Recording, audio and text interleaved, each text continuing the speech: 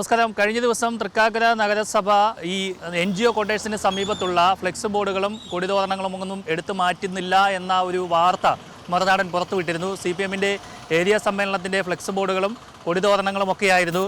എന്തായാലും വാർത്ത വന്ന് ഇന്ന് രാവിലെ തന്നെ ഇതെല്ലാം ഇവിടെ നിന്ന് നഗരസഭ അധികൃതർ നേരിട്ടെത്തി, അതായത് സെക്രട്ടറിയുടെ നേതൃത്വത്തിൽ തന്നെ എത്തി ഇതെല്ലാം ഇവിടുന്ന് അഴിച്ചു മാറ്റിയിരിക്കുകയാണ്. ആ ദൃശ്യങ്ങളാണ് ഇപ്പോൾ പ്രേക്ഷകർ കാണുന്നത്.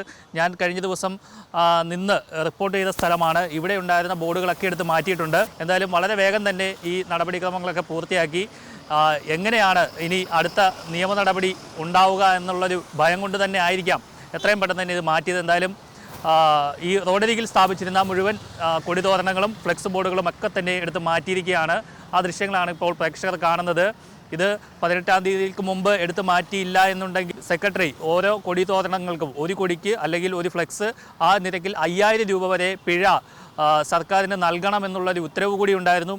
എന്തായാലും ഇത് മനസ്സിലാക്കിയിട്ടാവണം, പണി വരുന്നുണ്ട് എന്ന് മനസ്സിലാക്കിയിട്ടാവണം ഇതെല്ലാം എത്രയും പെട്ടെന്ന് തന്നെ എടുത്ത് മാറ്റിയത്. എന്തായാലും ഈ ദൃശ്യങ്ങളിൽ ഇപ്പോൾ കാണാം, ഇവിടെയെങ്ങും ഇപ്പോൾ കൊടികളോ അല്ലെങ്കിൽ ഫ്ലെക്സുകളോ ഒന്നും തന്നെ ഇപ്പോൾ കാണാനില്ല. കഴിഞ്ഞ ദിവസം നമ്മൾ റിപ്പോർട്ട് ചെയ്തപ്പോൾ കാണിച്ചിരുന്ന കൊടിതോരണങ്ങൾ ഒക്കെയാണ് നിങ്ങളിപ്പോൾ ഈ കാണുന്നത്.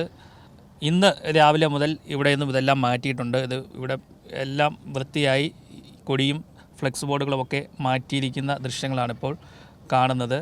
ഈ വഴികളിലൊക്കെ ഇത്തരത്തിൽ കൊടിയും ഫ്ലെക്സ് ബോർഡുകളൊക്കെ ഉണ്ടായിരുന്നു. എല്ലാം ഇപ്പോൾ എടുത്ത് മാറ്റിയിട്ടുണ്ട്. തൃക്കാക്കരയിൽ നിന്നും രഞ്ജിത്ത് എസ് പിള്ളയ്ക്കൊപ്പം R. പിയൂഷ്, മറുനാടൻ TV.